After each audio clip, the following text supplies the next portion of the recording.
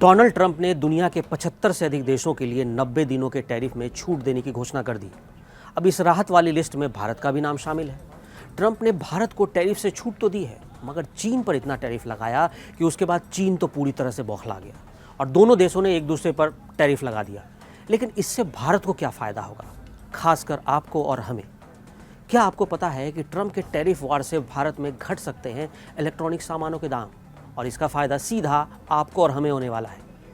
तो अमेरिका के साथ बढ़ते तनाव के बीच चीन के कई इलेक्ट्रॉनिक कंपोनेंट बनाने वाली कंपनियां इस समय भारतीय कंपनियों से नेगोशिएशन कर रही हैं। कहा तो ये भी जा रहा है कि कई चीनी कंपनियां भारतीय कंपनियों को अपने प्रोडक्ट पर 5% से ज़्यादा तक छूट दे रही हैं।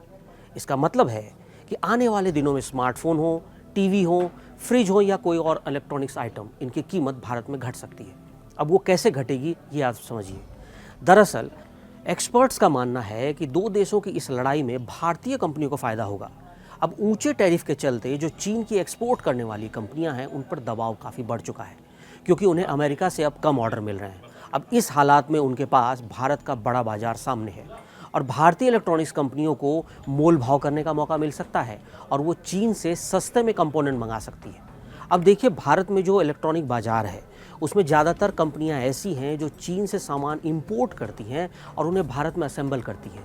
अब चाहे वो मोबाइल हो या एलईडी टीवी हो या गीजर हो या इलेक्ट्रॉनिक स्कूटर ही आप ले लीजिए, इनमें चीन से सामान जो इंपोर्ट होता है उसे असेंबल कर भारत में बेचा जाता है। अब रिपोर्ट में कहा जा रहा है कि भारतीय इलेक्ट्रॉनिक्स कंपनियां मांग को बढ़ावा देने के लिए इस छूट का कुछ हिस्सा ग्राहकों को दे सकती है, जिसका फ़ायदा आपको और हमें होगा। चीन में डिमांड घटने से वहाँ के कंपोनेंट मैन्युफैक्चरर्स दबाव में हैं और ऐसे में भारतीय कंपनियों के पास कीमतों को लेकर नए सिरे से बातचीत करने का मौका है। इलेक्ट्रॉनिक इंडस्ट्री में आमतौर पर 2 से 3 महीने का इन्वेंट्री साइकिल चलता है, इसलिए कंपनियां मई-जून से नए ऑर्डर देना शुरू करेंगी।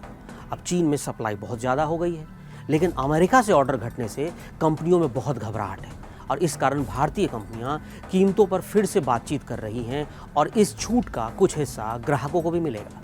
अब इसका सबसे बड़ा एग्जाम्पल देखिए एप्पल कंपनी को। एप्पल ने अपने आईफोन सप्लाई चेन में एक बार फिर से बदलाव कर दिया। दी वॉल स्ट्रीट जर्नल की रिपोर्ट के मुताबिक एप्पल ने अपने ज़्यादातर आईफोन फिलहाल चीन में मैन्युफैक्चर करता है, लेकिन नए टैरिफ के ऐलान की वजह से एप्पल को शेयर मार्केट में गिरावट का सामना करना पड़ा और इसीलिए एप्पल ने एक नई स्ट्रेटेजी बनाई।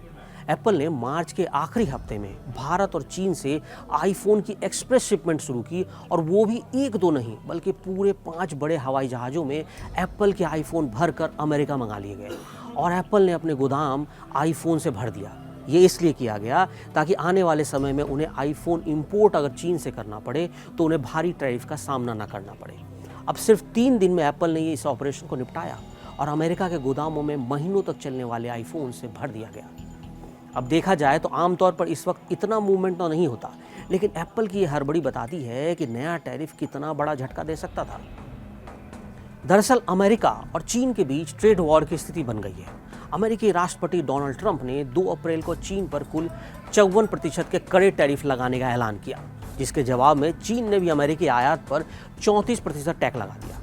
इसके तुरंत बाद अमेरिका ने जवाबी कार्रवाई करते हुए चीन पर टैरिफ बढ़ाकर 104% कर दिया, जिसके जवाब में चीन ने भी अमेरिका पर टैरिफ को बढ़ाकर 84% कर दिया। लेकिन चीन की इस जवाबी कार्रवाई से बौखलाए ट्रंप ने 9 अप्रैल को एक बार फिर चीन पर टैरिफ बढ़ाने का ऐलान किया और इसे 125% कर दिया, लेकिन साथ ही उन देशों को राहत दी जो अमेरिका के खिलाफ टैरिफ नहीं लगा रहे।